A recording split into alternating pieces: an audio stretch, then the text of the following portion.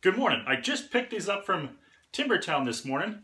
The LandMark collection from Azek. And I was just amazed to see the boards and I wanted to share with somebody, so I chose to share it with you. So, Azek PVC decking, which is a wonderful durable product. We'll get a little bit more to that later. But for now, I just want to talk a little bit of the appearance, which kind of drew me to these LandMark collection boards. First of all, you probably can't see it on the camera, but there's these small cross cuts across the decking board. And it has that matte finish, so it doesn't look so plasticky, which is amazing. But it still has the beautiful cathedral wood grain patterns, which I really enjoy. But I'm optimistic that those little cross-cut lines are actually going to hide accidental scratching a little bit more. As I've commented before, with Azek, their small wire brushing helps to hide small scratches by having intentional patterns camouflaging the unintentional scratches. But one thing that really impressed me about the LandMark collection is the underside of the board. This is the bottom of the deck board. So if you're building a second-story deck and you're walking underneath and looking up at the ceiling often, this has a nice color variation and pattern to it. It's not just the blah underside of the decking.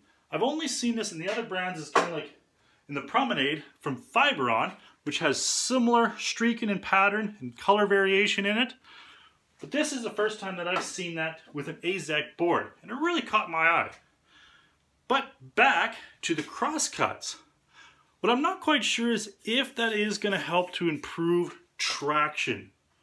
One of the things that I find Azek is just not been able to do very well compared to a lot of the other brands is the traction. So will these small cuts just be like more grip on your feet as you're walking, providing the traction that we all wish they had? But that being said, it is a PVC board with all the benefits that PVC and Azek has brought for years. It's moisture resistant, it stays cooler than other composite decking, it's low maintenance, of course, the lowest maintenance you probably can get of a decking material, and it has a better slip resistant than most composite decking. As I said, Azek isn't excelling exactly at that point, but they do have better traction than their composite decking material. If you want to learn more about PVC decking, like I said, I'm just in the process of writing an article right now. So you can go to decksbye3.com and just type in benefits or better, why PVC is better than composite. Just to learn more about the whole list there, which I don't want to go into in this video. Regards to price point, I was intrigued with the price point. So the LandMark collection, which comes in two colors, and only two colors, Castle Gray,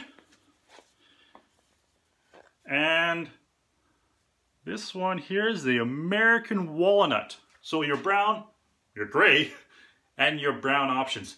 They're priced roughly, at least in my market, the same as the vintage collection, which is about $7 a lineal foot. In your market, might be vary a little bit from that. But, as I said,